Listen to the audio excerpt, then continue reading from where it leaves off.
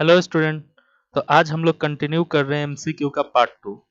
और पार्ट 1 में हम लोगों ने क्वेश्चन संख्या 1 से लेके क्वेश्चन संख्या 50 तक का सारा एमसीक्यू सॉल्व किया था। और अब जो इसमें हम लोग करेंगे क्वेश्चन नंबर 51 से लेके क्वेश्चन नंबर 100 तक। हाँ, तो ध्यान से देखिएगा स्टूडेंट, अगर कोई डाउट हो या कुछ भी हो तो आप हमें कमेंट बॉक्स में जरूर कमेंट कीजिए। मैं पूरा कोशिश करूंगा कि आपको जवाब दूंगा। आइए सबसे पहले क्वेश्चन हम स्टार्ट करते हैं, क्वेश्चन नंबर 51। हाँ, तो क्वेश्चन नंबर 51 है द शेयर होल्डर रिसीव। तो शेयर होल्डर को क्या मिलता है, तो ध्यान से देखिएगा। तो शेयर होल्डर वो होता है जो कंपनी का शेयर खरीदता है और कंपनी उसको डिविडेंड पे करता है। डिविडेंड डिविडेंड क्या होता है, प्रॉफिट ही होता है, बट शेयर होल्डर को जो मिलता है उसको हम लोग डिविडेंड बोलते हैं। हाँ, तो डिविडेंड क्या होता है, प्रॉफिट का ही पार्ट होता है, शेयर होल्डर को मिलता है। उसके बाद फिर अगला क्वेश्चन देखेंगे, क्वेश्चन नंबर 52 में the extra amount receive by A company in form of premium. Premium के रूप में, प्रीमियम होता क्या है कि मान लीजिए 10 रुपया का शेयर जब 15 रुपया में जो इशू होगा, यानी 10 का शेयर 15 में जो हम बेचेंगे, तो जो एक्स्ट्रा अमाउंट आएगा 5 रुपया, उस 5 रुपया को हम बोलेंगे प्रीमियम। तो ये जो प्रीमियम होता है तो कंपनी को क्या बार बार होता है, तो जी नहीं, प्रीमियम बार बार नहीं होता है, समझ गए ना। और प्रीमियम से जो इनकम आता है वो बार बार नहीं होता है, तो इसीलिए इसको हम क्या बोलेंगे, कैपिटल प्रॉफिट। समझे, तो ये कैपिटल प्रॉफिट होता है। फिर अगला क्वेश्चन देखेंगे, कॉल्स इन एडवांस। एडवांस यानी कंपनी को जब कोई पैसा एडवांस में आ जाए, किसी भी कॉल का पैसा, किसी भी कॉल का पैसा एडवांस में आ जाए, कहने का मतलब कि फर्स्ट कॉल के साथ मान लीजिए कि सेकंड कॉल का पैसा आ गया, यानी सेकंड कॉल का पैसा आ गया, यानी सेकंड कॉल का पैसा फर्स्ट कॉल पे आ गया, तो कंपनी को जो यहाँ पे एडवांस अगर कोई इनकम आ जाए, तो ध्यान दीजिएगा, एडवांस अगर कोई भी पैसा आएगा तो वो लाइबिलिटीज होता है, तो उसका कंपनी क्या करेगा, लाइबिलिटीज का हमेशा क्रेडिट बैलेंस होता है। समझे। तो उसके बाद फिर देखते हैं, एक निजी कंपनी यानी एक प्राइवेट कंपनी में कितना शेयर होल्डर होता है, तो ध्यान दीजिएगा, प्राइवेट कंपनी में 200 शेयर होल्डर होता है। याद रहे, excluding excluding past employ, past employ को छोड़ के, पास्ट एम्प्लॉय जो एम्प्लॉय काम करके निकल चुका है उसको छोड़ के 200 मेंबर होता है किसी भी प्राइवेट कंपनी में, मैक्सिमम। हाँ, minimum 2, maximum 200। The nature of share application, चाहे शेयर एप्लीकेशन हो, शेयर अलॉटमेंट हो, शेयर फर्स्ट कॉल हो, कुछ भी होगा, तो उसका जो नेचर होता है वो पर्सनल अकाउंट होता है। हाँ, क्योंकि वो कैपिटल को रिप्रेजेंट करता है, तो इसी वजह से कैपिटल लिंक होता है पर्सनल अकाउंट से। समझ गए ना, रिप्रेजेंटेटिव पर्सनल अकाउंट से। तो इसीलिए एप्लीकेशन हो, अलॉटमेंट हो या फर्स्ट कॉल हो, मैं आपको शॉर्टकट में बता रहा हूँ, इन डिटेल नहीं बता रहा हूँ। समझ गए ना, इन डिटेल के लिए आपको मेरा पूरा क्लास करना पड़ेगा। समझे। तो ये लिंक करता है पर्सनल अकाउंट से, शेयर एप्लीकेशन पर्सनल अकाउंट से लिंक रखता है। अगला क्वेश्चन देखेंगे हम, preliminary expense include. Preliminary expense सबसे पहले समझते हैं क्या होता है। तो देखिए, ये कंपनी, और ये कंपनी बनने से पहले, कंपनी बनने से पहले बहुत सारे खर्चा होता है। कंपनी के इनकॉर्पोरेशन से पहले बहुत सारा, इनकॉर्पोरेशन मतलब होता है कंपनी बनना, तो कंपनी के इनकॉर्पोरेशन से पहले बहुत तरह के खर्चा होता है, जैसे रजिस्ट्रेशन फीस देना पड़ता है, स्टाम्प फीस देना पड़ता है, उसके बाद में अंडर राइटर को सेट करना पड़ता है जो शेयर बेचवाएगा। हाँ, समझ गया ना। तो ये सारा, अंडर राइटर मतलब एक एजेंट होता है जो शेयर बेचवाता है। तो ये सारा प्रक्रिया प्रिलिमिनरी एक्सपेंस के अंदर आएगा, इसीलिए इसका ऑप्शन डी है। यानी याद रहे, प्रिलिमिनरी एक्सपेंस कंपनी के इनकॉर्पोरेशन से पहले किया गया जो भी एक्सपेंस हो, सब प्रिलिमिनरी एक्सपेंस है। हाँ। Money receive through share, share से, शेयर जब इशू करोगे, तो शेयर इशू करोगे तो वहां से पैसा जो आएगा वो लमसम मेथड पे भी होता है, इंस्टॉलमेंट पे भी। इंस्टॉलमेंट मतलब होता है कि application, allotment, first call, second and final call जो किस्त में आता है तो इंस्टॉलमेंट बोलते हैं। और जब सारा का सारा पैसा एक ही कॉल पे आ जाए, जैसे एप्लीकेशन पे आ जाए, तो उसे हम लमसम बोलते हैं। तो money receive through share, share से जो पैसा आता है वो दोनों पे आता है, लमसम मेथड में भी होता है, इंस्टॉलमेंट मेथड में भी होता है। हाँ, और अगला देखेंगे बुआ 58, share application account on receipt of money from share application.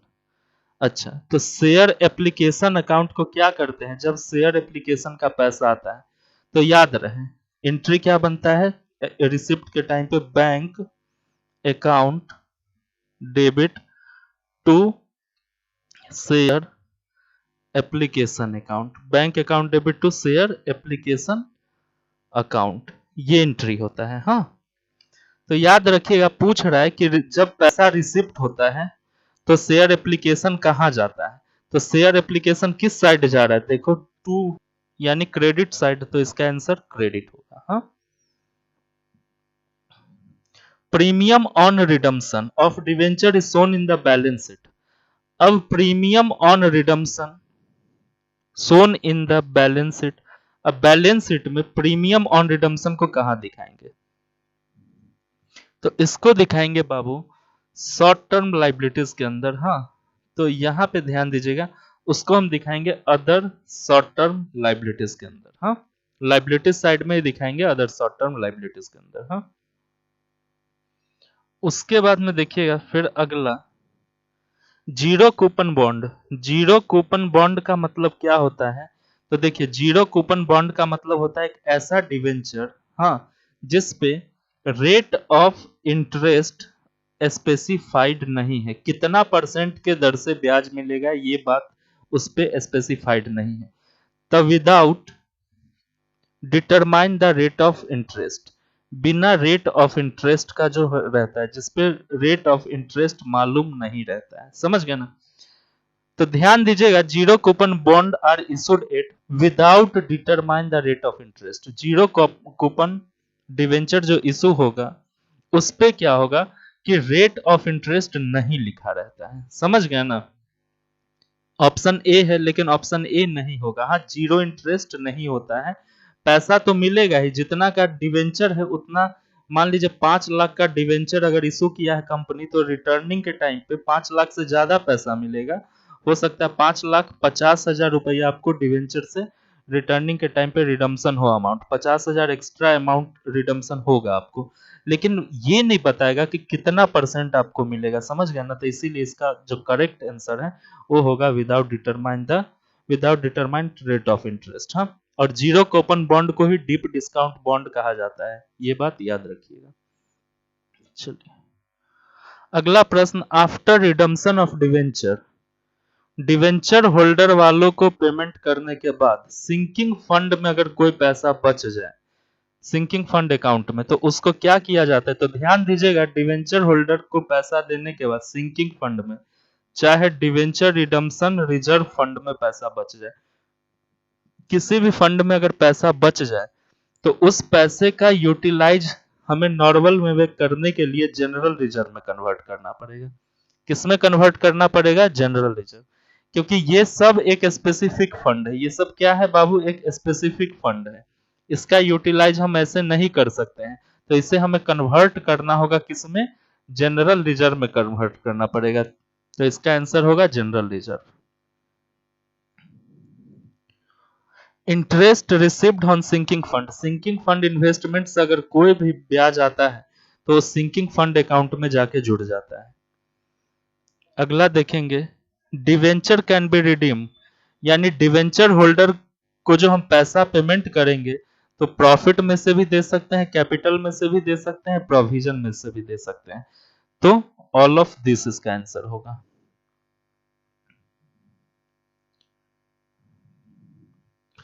Debenture can not be redeemed eight, यानी देखो इसका मतलब समझ लो कि debenture can not be redeemed eight का आंसर होगा डिस्काउंट। अब क्या होता है देखो, आज मान लो ये कंपनी है, हाँ, ये कंपनी आज आज मतलब जीरो, आज ये डिवेंचर इशू किया है, आज डिवेंचर इशू किया, 5 लाख रुपया लोगों से लिया, डिवेंचर होल्डर वालों से 5 लाख रुपया लिया। हाँ, और देने के टाइम पे, रिडम्पशन के टाइम पे कभी ये कह सकता है कि हम 4,50,000 रुपया ही लौटाएंगे? मतलब लिया कितना, 5 लाख, और देने के टाइम पे 5 साल बाद मान लो कंपनी रिडम्पशन कर रहा है, 5 साल बाद लोगों का पैसा लौटा रहा है, डिवेंचर वालों का, तो 5 साल बाद ये कह सकता है कि हम आपको 4,50,000 ही लौटाएंगे? क्या लेगा डिवेंचर होल्डर वाला प्रिंसिपल अमाउंट कम? फेस वैल्यू से कभी कम नहीं लेगा। तो इसीलिए डिस्काउंट, देखिए ये डिस्काउंट हो रहा है, तो वही लिखा है debenture can not be redeemed at discount. 5 lakh के जगह 5,50,000 देगा तो ले लेगा वो, समझ गए ना, 50,000 एक्स्ट्रा ले लेगा, 5 लाख के बदला एट पार यानी 5 लाख के बदला 5 लाख देगा तो ले लेगा। लेकिन 5 लाख के बदला किसी को हम साढ़े मतलब ले 5 लाख और लौटाए 4.5 लाख, कभी वो आदमी मानेगा नहीं, तो डिस्काउंट पे रिडीम कभी नहीं होगा। उसके बाद देखिए 10% debenture will be shown on the company balance sheet under which सब हेड? किस सब हेड के अंदर दिखाएंगे बउआ? तो ध्यान देंगे, तो लॉन्ग टर्म लोन डिवेंचर से लिया गया, परसेंटेज लगा हुआ है, समझ गया ना, या वैसे भी नॉर्मली डिवेंचर से लिया गया पैसा लंबे टाइम के लिए लिया जाता है, मोर देन 12 महीना के लिए तो लिया ही जाता है, तो मोर देन 12 महीना के लिए जो भी लोन लिया जाएगा वो लॉन्ग टर्म लोन आएगा। लॉन्ग टर्म लोन के अंदर किस में आएगा? सिक्योर्ड लोन के अंदर आएगा। हाँ, चलिए अब अगला प्रश्न देखते हैं, प्रश्न संख्या 66। प्रश्न संख्या 66 क्या है?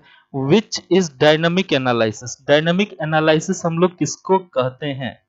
तो ध्यान से देखिएगा, डायनामिक एनालिसिस हम लोग हॉरिजॉन्टल एनालिसिस को कहते हैं, ये रट लीजिएगा। हाँ, समझ गए ना, उतना डिटेल में अभी नहीं जाना है क्योंकि एमसीक्यू है, तो याद कर लीजिएगा, डायनामिक एनालिसिस हम लोग हॉरिजॉन्टल एनालिसिस को कहते हैं। उसके बाद हॉरिजॉन्टल एनालिसिस का और एक नाम है कंपैरेटिव एनालिसिस, भी हम लोग हॉरिजॉन्टल एनालिसिस को ही कहते हैं। हाँ, समझे? और वर्टिकल एनालिसिस हम लोग कहते हैं कॉमन साइज एनालिसिस का दूसरा नाम है वर्टिकल एनालिसिस। तो याद रखें, कॉमन साइज एनालिसिस का दूसरा नाम है वर्टिकल एनालिसिस, कंपैरेटिव एनालिसिस का नाम है हॉरिजॉन्टल एनालिसिस, डायनामिक एनालिसिस का भी नाम है हॉरिजॉन्टल एनालिसिस, और इसी को हम लोग ट्रेंड एनालिसिस के भी नाम से जानते हैं। हाँ, ट्रेंड एनालिसिस, तो ये याद रखिएगा। हाँ, विशेष डिटेल में हम लोग नहीं जा रहे हैं, बस थोड़ा थोड़ा करके सीख रहे हैं। चलिए अब क्या, the main objective of analysis of financial statement? अब फिनेंशियल स्टेटमेंट का मेन ऑब्जेक्टिव क्या है बताइए? तो किसी भी फिनेंशियल स्टेटमेंट का मेन ऑब्जेक्टिव है टू नो द प्रॉफिटेबिलिटी। हाँ, बिजनेस के प्रॉफिट को चेक करना। वैसे सेटिस्फाइड बेनिफिशियरी होगा, एसेसिंग परफॉर्मेंस भी होगा, लेकिन पूछ रहा है मेन ऑब्जेक्टिव, तो आई थिंक यही होगा, क्योंकि मेन क्या होता है, ये क्वेश्चन ही बेकार क्वेश्चन है, समझ गया ना।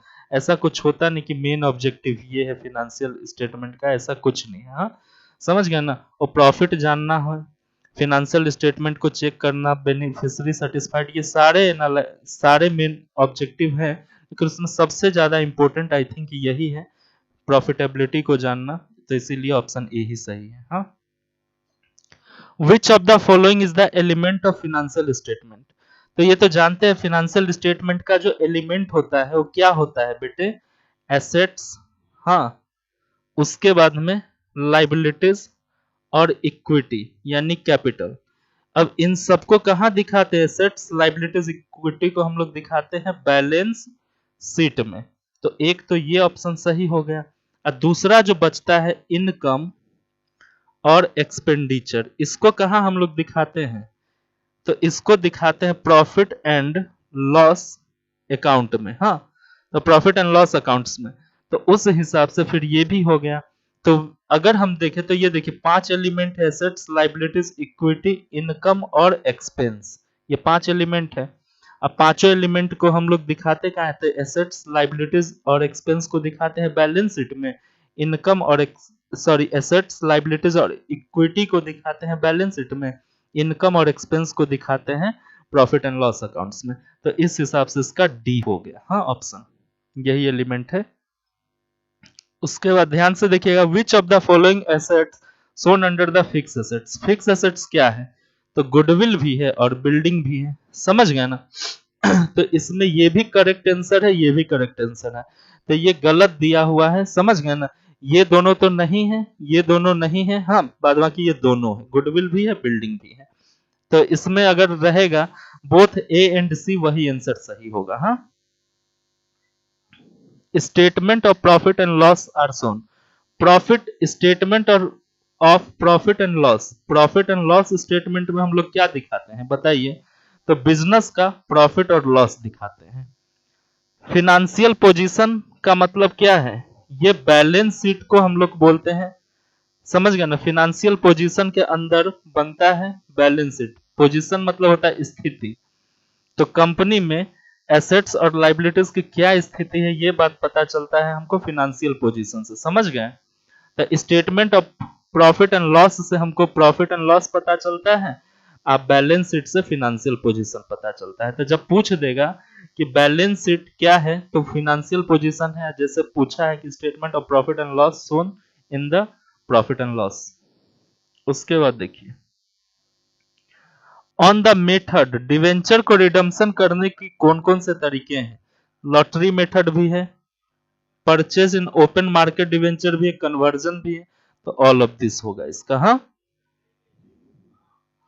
विच of the following is important document of the company. देखिए, इंपोर्टेंट डॉक्यूमेंट कंपनी का मेमोरेंडम ऑफ एसोसिएशन भी है, आर्टिकल ऑफ एसोसिएशन भी है, प्रॉस्पेक्टस भी है, तो ऑल ऑफ द एबव होगा आंसर, हाँ।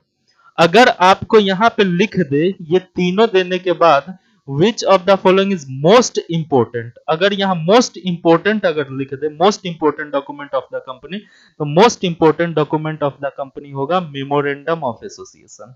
सीधा नॉर्मली है तो चलेगा, नॉर्मली इंपोर्टेंट डॉक्यूमेंट है तो तीनों है, हाँ इसका आंसर डी होगा। इन मोस्ट इंपोर्टेंट डॉक्यूमेंट अगर कौन सा है तो मेमोरेंडम ऑफ एसोसिएशन है। उसके बाद बाबू आगे देखते हैं, प्रोस्पेक्टस। कंपनी प्रोस्पेक्टस कब इशू करती है, तो शेयर बेचने से पहले, बिफोर इशू ऑफ शेयर। उसके बाद आगे देखते हैं, when more application are received then the number of share issued. अगर मान लीजिए कि मोर एप्लीकेशन रिसीव्ड, कंपनी है, ध्यान दीजिएगा, कंपनी 10,000 शेयर इशू करना चाहता है, 10,000 शेयर इशू किया कंपनी, और कंपनी को 15,000 शेयर अप्लाइड हो गया जनता से। तो इस केस में कंपनी प्रोराटा भी लगा सकता है, प्रिफरेंशियल भी हो सकता है, यानी कुछ का जो पहले दिया है या कुछ एक शॉर्ट लिस्ट करके कुछ लोगों का शेयर का पैसा रख ले और बाद बाकी एक्स्ट्रा वाले का रिटर्न कर दे, और रेशियो भी लगा सकता है, रेशियो के आधार पे भी इशू कर सकता है, यानी D, all of the above. जब आपको मान लीजिए इशू से ज्यादा एप्लीकेशन होगा तो उस केस को हम लोग कहते हैं ओवर सब्सक्रिप्शन। तो ओवर सब्सक्रिप्शन के केस में प्रोराटा, प्रिफरेंशियल और रेशियो, इन तीनों तरीका से शेयर को इशू करा जा सकता है। Which of the following is not, इन चारों में से नॉन प्रॉफिट ऑर्गेनाइजेशन कौन सा नहीं है, तो पार्टनरशिप। पार्टनरशिप बिजनेस सेवा के लिए नहीं बनाया जाता, ये प्रॉफिट कमाने के उद्देश्य से बनाया जाता है, हाँ, तो इसीलिए ये नॉन प्रॉफिट ऑर्गेनाइजेशन नहीं है। अगला प्रश्न, स्पेसिफिक डोनेशन। स्पेसिफिक डोनेशन कौन सा डोनेशन होता है जो कभी कभी मिलता है, तो capital receipt. Capital receipt business में कभी कभी मिलता है, जैसे donation for building, donation for purchase of books, donation for match, हाँ ये सब जो जिस डोनेशन में टर्म एंड कंडीशन लगा रहे उस डोनेशन को हम लोग स्पेसिफिक डोनेशन कहते हैं। उस तरह का डोनेशन संस्था को कभी कभी मिलता है, और जो डोनेशन या जो इनकम संस्था को कभी कभी होता है उसको कैपिटल रिसिप्ट बोलते हैं, हाँ। पार्टनर सैलरी, पार्टनर का सैलरी कहां देते हैं बुआ, तो पार्टनर का सैलरी ध्यान रखिएगा, तो ट्रेडिंग अकाउंट आप क्लास 11th में पढ़े थे, प्रॉफिट एंड लॉस अकाउंट भी क्लास 11th में पढ़े थे, बैलेंस शीट भी क्लास 11th में आप पढ़े थे, हाँ। तो पार्टनरशिप कहां स्टार्ट हुआ था, क्लास 12th में। पार्टनरशिप क्लास 12th में स्टार्ट हुआ था, अब profit and loss account, profit and loss appropriation account भी आपका कहाँ था टॉपिक, 12th में था, समझ गए ना। तो 12th में जो आप पढ़े थे पार्टनरशिप, तो 12th वाला ही ऑप्शन होगा। तो पार्टनर का सैलरी कहाँ डेबिट किया जाता है, तो profit and loss appropriation account में। हाँ, ये ट्रिक है, अपना याद रखिएगा। हाँ, फिर अगला देखिए, गुडविल क्या है, तो गुडविल एक इंटेंजिबल एसेट्स है। गुडविल एक ऐसा संपत्ति है जो दिखता नहीं है लेकिन संस्था के लिए बहुत ही बड़ा बहुमूल्य संपत्ति है, समझ गए ना, वैल्यूएबल एसेट्स है। उसके बाद अगला प्रश्न देखते हैं, कह रहा है कि A B,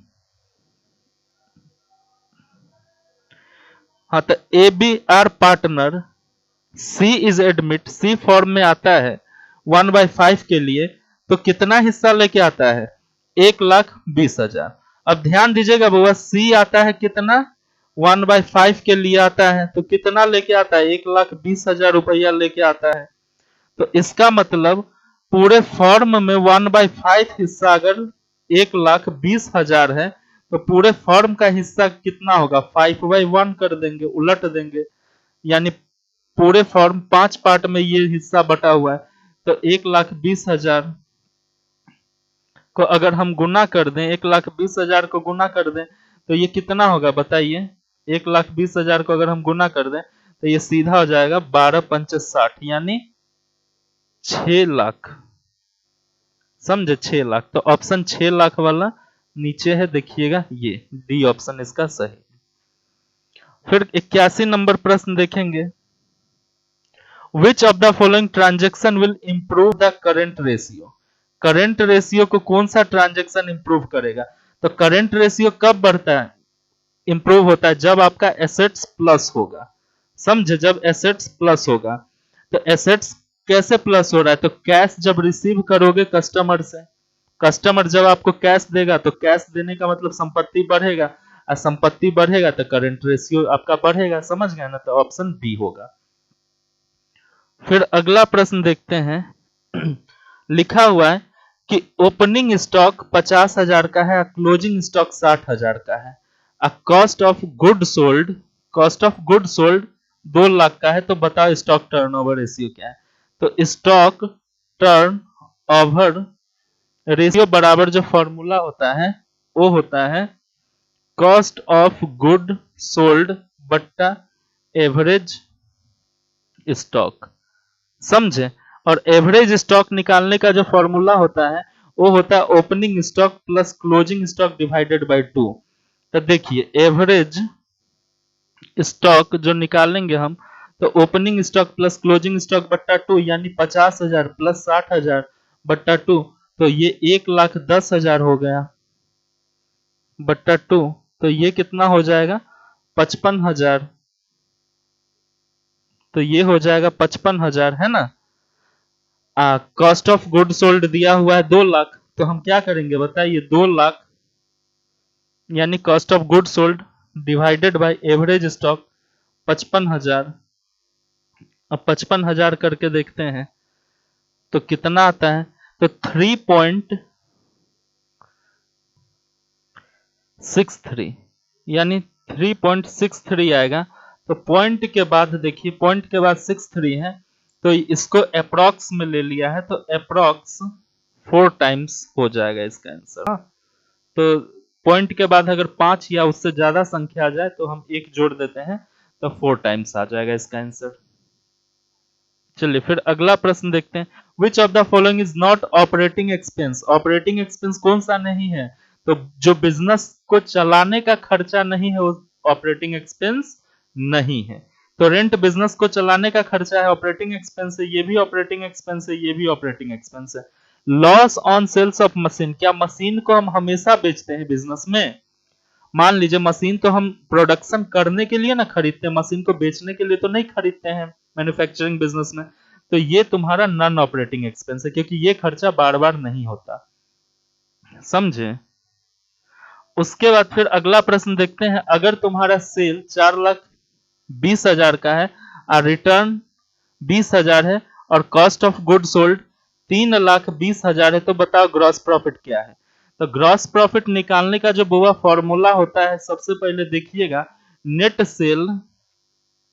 cell minus cost of good sold. Net cell कितना हो गया, 4,20,000 के सेल में से 20,000 का रिटर्न हुआ तो नेट सेल हो गया 4 लाख। तो 4 लाख रुपया हमारा नेट सेल हुआ, उसमें से कॉस्ट ऑफ गुड सोल्ड 3,20,000 रुपया, 3,20,000 रुपया अगर माइनस किए तो कितना हुआ बउआ, 80,000 तुम्हारा हुआ ग्रॉस प्रॉफिट। समझे, ग्रॉस प्रॉफिट कितना हुआ, 80,000। पूछ क्या रहा है, ग्रॉस प्रॉफिट रेशियो। तो देखिए जीपीआर ग्रॉस प्रॉफिट रेशियो बराबर होगा जीपी जीपी इंटू 100 अब बट्टा नेट सेल। तो जीपी तुम्हारा है कितना, 80,000 इंटू 100 बट्टा नेट सेल कितना है बताओ।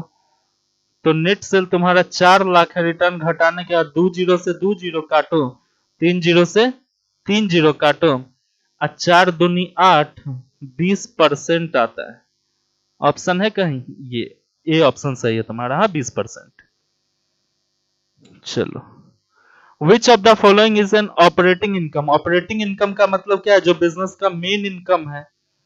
तो मेन इनकम जो है बिजनेस का, समझ गए ना। तो ये नहीं लिखा है कि किस तरह का बिजनेस, तो हम क्या मान लेंगे, नहीं लिखा रहेगा तो हम ये मान के चलेंगे कि ये मैन्युफैक्चरिंग बिजनेस का बात कर रहा है। किसका बात कर रहा है, मैन्युफैक्चरिंग बिजनेस का बात कर रहा है। तो मैन्युफैक्चरिंग बिजनेस का जो मेन होता है वो क्या होता है, सेल्स ऑफ मर्चेंटाइजर। हम मैन्युफैक्चरिंग और नहीं तो ट्रेडिंग बिजनेस, हाँ ये हम अपना मन में मान के करेंगे। तो सेल से जो इनकम आता है वो मेन इनकम होता है। हाँ, फिर देखते हैं, not an application of cash. ऐसा कौन सा नीचे आइटम है जिसमें कैश नहीं गया है। तो इंक्रीज इन क्रेडिटर, जब हम उधारी में माल खरीदेंगे तो कैश का कोई फ्लो ही नहीं होगा, कैश जाएगा ही नहीं, कैश का कोई यूज नहीं होगा। एप्लीकेशन का मतलब होता है यूज एक प्रकार से। तो जब हम उधारी, इंक्रीज इन क्रेडिटर का मतलब क्या है कि उधारी में माल खरीदेंगे, तो जब उधारी में माल खरीदेंगे तो कैश का कोई एप्लीकेशन नहीं होगा। अगला प्रश्न देखिएगा, cash flow statement is based upon. तो नाम से ही कैश फ्लो स्टेटमेंट 3 वर्ड से बना है, जिसके अंदर हम कैश का आवागमन, फ्लो मतलब आना, आना और जाना, समझ गए ना। जैसे नदी का पानी होता है तो देखते हैं ना, नदी में पानी आता है और जाता है तो फ्लो है। लेकिन ये पोखरी का जो पानी होता है, पॉन्ड्स का जो पानी होता है, उसमें फ्लो नहीं होता है, समझ गए ना।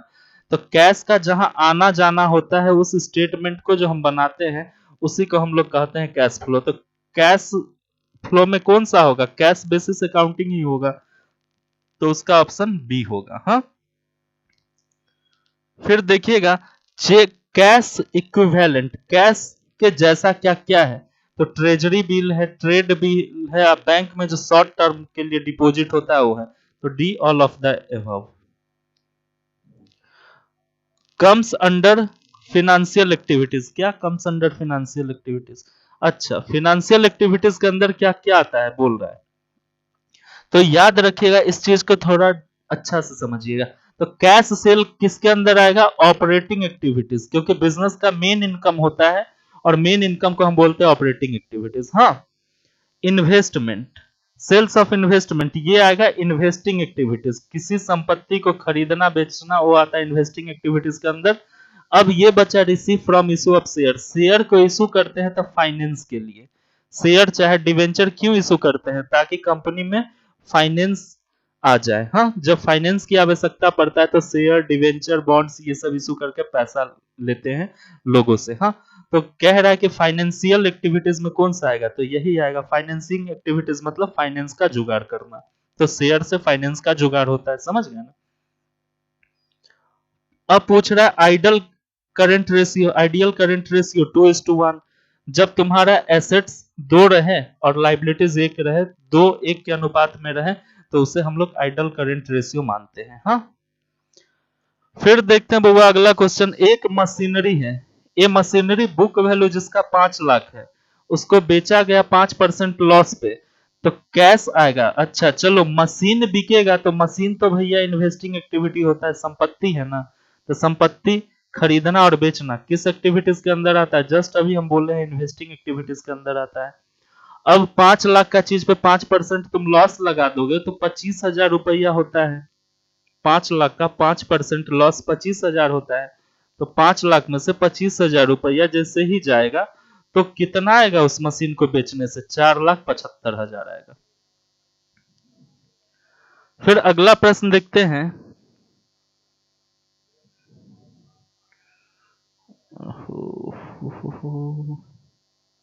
Which of the following is not cash and cash equivalent? इनमें से कौन सा न कैश है न कैश के जैसा है? तो बताइए क्या है इसमें? शॉर्ट टर्म इन्वेस्टमेंट, एक मिनट।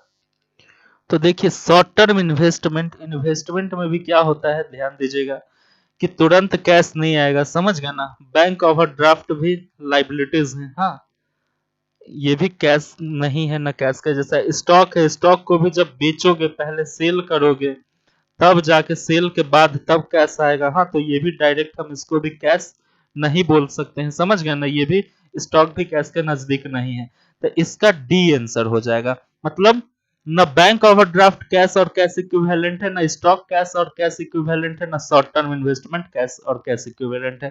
कैश और कैश इक्विवेलेंट का मतलब क्या होता है कि जो एकदम कैश हो या कैश के जैसा हो, समझ गए ना। अगर मैं बिल्स रिसीवेबल का बात करूं तो ये कैश इक्विवेलेंट है।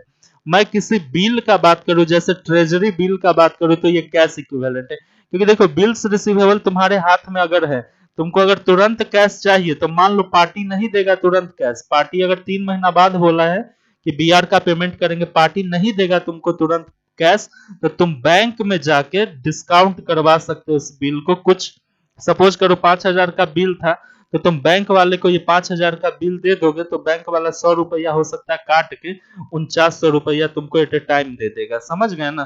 तो बिल्स रिसीवेबल को भी हम तुरंत कैश में कन्वर्ट करवा सकते हैं। तो कैश इक्विवेलेंट का मतलब जो तुरंत कैश में कन्वर्ट हो सके, हाँ। अगला देखेंगे कैश फ्लो स्टेटमेंट किस अकाउंटिंग स्टैंडर्ड से जुड़ा हुआ है? तो अकाउंटिंग स्टैंडर्ड 3 याद कीजिएगा, हाँ, AS3 से। फिर अब देखिएगा थोड़ा जल्दी जल्दी, हाँ, टाइम निकल रहा है इसलिए थोड़ा जल्दी कर रहे हैं। What is done in operating profit if there is decrease in the current assets? अच्छा, तो देखो ऑपरेटिंग प्रॉफिट निकालते टाइम पे अगर करंट एसेट्स की वैल्यू घटती है, ऐसे समझो कि करंट एसेट्स अगर मेरा माइनस होता था कैश फ्लो स्टेटमेंट में तो हम क्या करते थे? जोड़ देते थे, समझ गए ना। करंट एसेट्स जब मेरा प्लस होता था तो क्या करते थे? उसको हम लेस करते थे। करंट एसेट्स की वैल्यू जब घटती थी तो उसको हम क्या करते थे? ऐड करते थे, समझ गए। तो ये क्या होगा? ऐड होगा। उसके बाद part of the cash flow statement, cash flow statement का कौन सा पार्ट है? तो ये भी ऑपरेटिंग एक्टिविटीज है, इन्वेस्टिंग है और फाइनेंसिंग है, और बस यही तीन ही पार्ट है, हाँ, समझ गए ना। तो कैश फ्लो स्टेटमेंट का ये तीनों पार्ट है, तो इसलिए इसका आंसर डी होगा, हाँ। अगला देखेंगे विच of the following is non cash item? कौन सा ऐसा आइटम है इसमें जिसमें कैश का आना जाना नहीं हुआ है? तो डेप्रिसिएशन भी नॉन कैश एक्सपेंस है, गुडविल रिटर्न अब भी नॉन कैश एक्सपेंस है, समझ गए ना। तो ये इसका जो आंसर होगा वो सी होगा, बोथ ए एंड बी, क्योंकि ये है तो खर्चा लेकिन कैश का आना जाना नहीं होता है इन दोनों में, हाँ, कैश का आना जाना नहीं होता है इन दोनों में, हाँ। Sale less cost of good sold, यानी कहने का मतलब सेल्स माइनस COGS। तो अभी जस्ट ऊपर किए थे ना, सेल में से कॉस्ट ऑफ गुड सोल्ड घटाओगे तो क्या आएगा? ग्रॉस प्रॉफिट आएगा। फिर अगला देखो profit on redemption of debenture is transfer to which account? अब ध्यान देना, अगर हम रिडम्पशन के टाइम पे, हाँ, रिडम्पशन के टाइम पे अगर मेरे को कुछ प्रॉफिट हुआ है तो उसको हम कहां ट्रांसफर करेंगे? तो कैपिटल रिजर्व में। यानी लोगों को जो हम पैसा चुकाएंगे उस टाइम पे अगर मेरे को कुछ प्रॉफिट हुआ है तो उसके लिए हम कहां पैसा ट्रांसफर करते हैं? कैपिटल रिजर्व में। उसके बाद on debenture are issued, on debenture are those debenture of the company which is, एक minute, purchase them from the market and hold them, जिसको हम मार्केट से खरीदते हैं और रखे रहते हैं, वही डिवेंचर को हम बोलते हैं ऑन डिवेंचर, यानी अपना खुद का डिवेंचर, हाँ। फिर अगला प्रश्न देखते हैं, interest on calls in arrear. Calls in arrear पे बउआ कितना परसेंट का ब्याज लगता है? मैक्सिमम 10%। बकाया राशि पे मैक्सिमम 10% का ब्याज लगता है, समझ गए ना। अब वही अगर कॉल्स इन एडवांस हो जाए, एक बार याद कर लीजिएगा, कॉल्स इन एडवांस अगर रहे तो ऊपर हम करवाए थे शायद पार्ट 1 में, कॉल्स इन एडवांस पे 12% के दर से पर एनम ब्याज लगता है और कॉल्स इन एरियर पे 10%। हाँ, चलिए तो फिर ये खत्म हो गया। ये कुछ इंस्ट्रक्शंस वगैरह है जो आप रीड कर लीजिएगा, समझ गए ना। गूगल पे ये सारा क्वेश्चन दिया हुआ है, उसका आंसर हम सॉल्व करवा दिए। अगर वीडियो अच्छा लगा होगा तो लाइक कीजिएगा, चैनल को जरूर सब्सक्राइब कीजिएगा और शेयर कर दीजिएगा। हाँ, क्योंकि इस चैनल पे आपको सीबीएसई और बिहार बोर्ड और MCom, different type of university का सारे क्लास का वीडियो मैं क्या करूंगा, सारे क्लास जो कॉमर्स रिलेटेड है उन सारे क्लास का मैं वीडियो कोशिश करूंगा कि डाल दूं। हाँ, पसंद आया होगा तो जरूर लाइक और सब्सक्राइब कीजिएगा और शेयर जरूर कीजिएगा। हाँ।